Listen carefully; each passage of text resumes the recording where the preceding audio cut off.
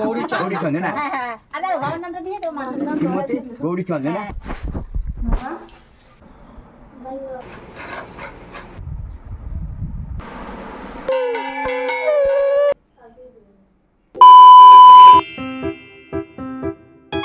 শুভ সকাল বন্ধুরা, আমি আবারও চলে এসেছি একটা ব্লগ ভিডিও নিয়ে তোমাদের জন্য। তো দেখো, আজকে আবারও ঠাকুরঘর দিয়ে শুরু করলাম দিনটা। তো এখানে আমার শাশুড়ি পুজো দিচ্ছে। আজকে শনিবার, বড় ঠাকুরের পুজো আছে বাড়িতে আজকে। তো সকাল সকাল মা পুজো দিয়ে দিচ্ছে। তো আমাকে কিছু তুলসী পাতা তুলতে বললো, মা পুজোতে লাগবে, ঠাকুরের ফুলের মধ্যে তুলসী পাতা দেয়নি, তাই দেখো আমি তুলসী পাতা তুলছি। আমাদের ঘরের সামনে দেখো কত তুলসী পাতা, মানে বর্ষায় আরও তুলসী গাছগুলো বেশ বড় সড়ো হয়েছে।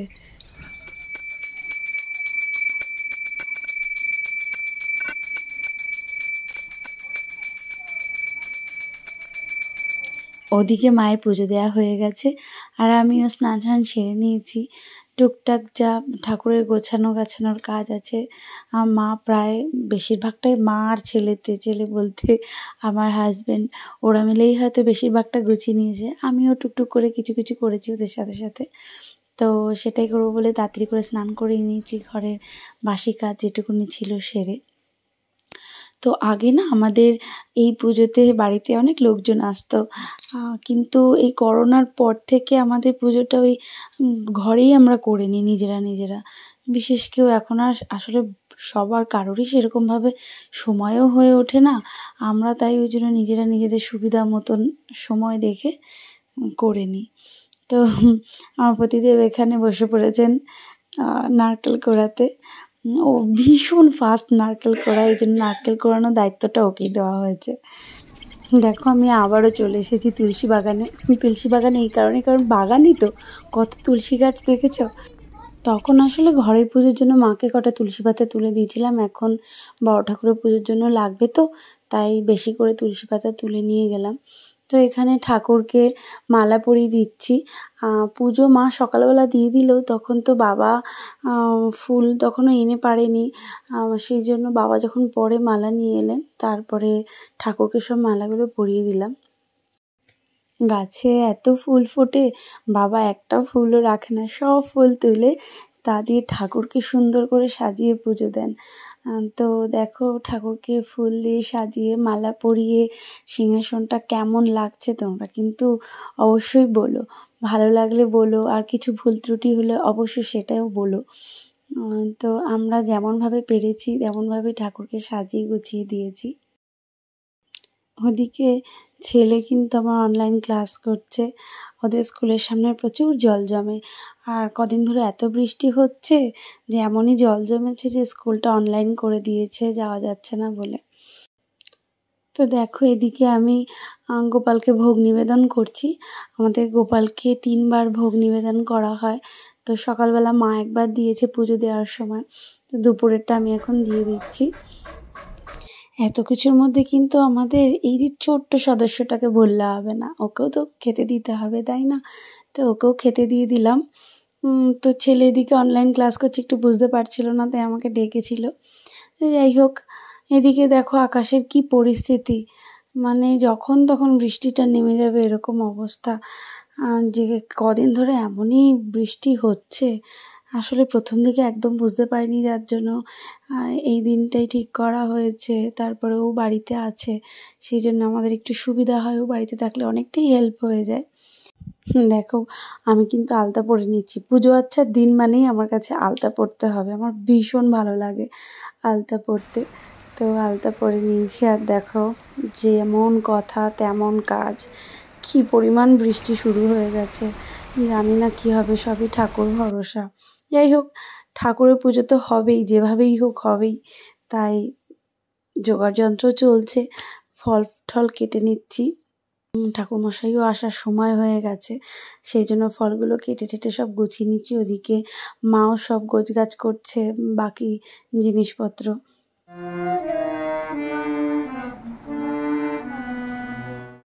আমাদের পুজোর যোগাযন্ত্র কিন্তু একদম কমপ্লিট। এবার শুধু ঠাকুরমশাই আসার অপেক্ষা। কিন্তু বাইরে যেভাবে বৃষ্টি হচ্ছে তাতে জানি না উনি কখন আসবেন। যাই হোক, ওনার অপেক্ষা না করে পুজোটা দিয়ে নিই, কারণ হলো নাহলে অনেকটা দেরি হয়ে যাবে সন্ধ্যের পুজোটা দিতে।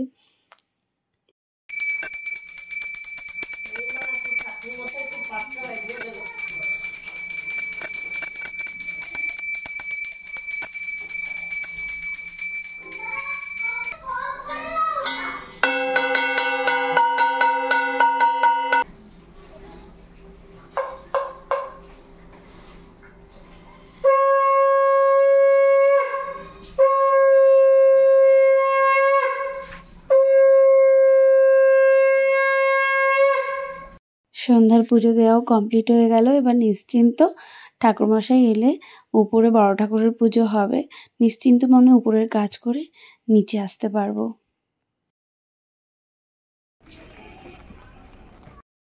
তো যাই হোক, ঠাকুরমশাইও চলে এসেছেন। এবার পুজোটা শুরু হবে। কিন্তু দেখো বৃষ্টিতে কি অবস্থা, ছাদের একদম চারপাশ ভিজে যাচ্ছে তাই অবস্থা।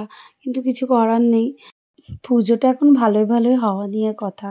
বৃষ্টিটা একটু ছেক দিয়েছে, মানে এখন একটু কম হচ্ছে নাই বলা যেতে পারে। টিপ টিপ টিপ টিপ করে পড়ছে, এটা অতটা মালুম হচ্ছে না। যাই হোক, কোনো মতে ঠাকুরটা এখন পুজোটা হয়ে গেলে এখন যেন ঠাকুর ঠাকুর করে বৃষ্টি না আসে, সেটাই ঠাকুরের কাছে প্রার্থনা। যাই হোক, এখানে অনেক কষ্টে ঘরটা বসানো গেছে, কারণ মাটিটা না জলের জন্য গলে গলে যাচ্ছিল। তো এই জন্য বেশি বেশি করে মাটি দিয়ে ওটাকে ঠিকঠাক করে রাখা হলো, যাতে কোনোভাবে পড়ে না যায়। ঠাকুরমশাই বৃষ্টির হাত থেকে বাঁচার জন্য দেখো মাথায় কাপড়টা দিয়ে নিয়েছে, আর এদিকে পুজো শুরু করার ব্যবস্থা করছেন। তো যাই হোক, চলো এবার পুজোটা দেখে নেওয়া যাক। নারায়ণ শিলা স্নান করাচ্ছেন ঠাকুরমশাই। তো চলো এবার তোমাদের সঙ্গে পুজোটা একটু শেয়ার করি। মায়ের নাম বলো। মায়ের নাম, বাবার নাম বলো গৌরীচন্দ্র, এই দয়ালচন্দ্র। আরে গৌরীচন্দ্র না? হ্যাঁ হ্যাঁ, আরে বাবার নামটা দিয়ে তো মার নাম গৌরীচন্দ্র না? গোত্র কাশ্যপ গুপ্ত। কাশ্যপ গোত্র। ওনার বাবার নাম বলো। বাবার নাম দয়ালচন্দ্র কাশ্যপ গোত্র। তুমি বাবার নাম ভুলে গেছো? কাশ্যপ গোত্র। আর তোমার বাচ্চা সাদিক উষ্মে ব্রহ্মাণি কুমারী প্রচন্ডী পুত্রী সৃষ্টি স্থিতি বিনাশান শক্তি ভূত সনাতনী গুণাশ্রয় গুণময়ী নারায়ণী নমস্তুতি। ওং ক্লিং ওং নমো দক্ষিণ কালিকা নমঃ।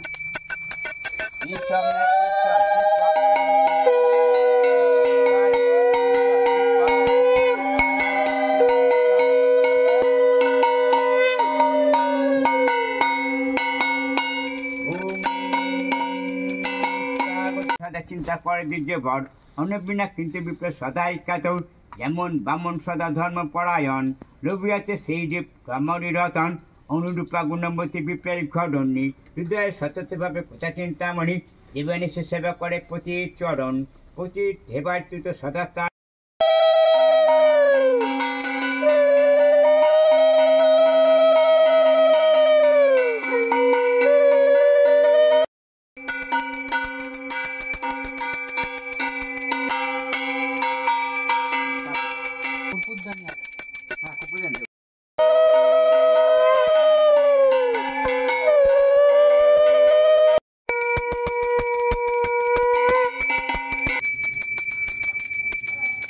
তাহলে বন্ধুরা, আমাদের বাড়ির বড় ঠাকুরের পুজো তোমাদের কেমন লাগলো অবশ্যই কিন্তু কমেন্ট করে জানিও। ভালো লাগলে একটা লাইক করে দিও, আর আমার চ্যানেলটা সাবস্ক্রাইব করে দিও। যাই হোক, আজকের মতন তাহলে এই অবধিই থাকলো। দেখা হবে আবার পরের ভিডিওতে। তোমরা সবাই অনেক ভালো থেকো, সুস্থ থেকো, এটাই ভগবানের কাছে কামনা করি। টাটা।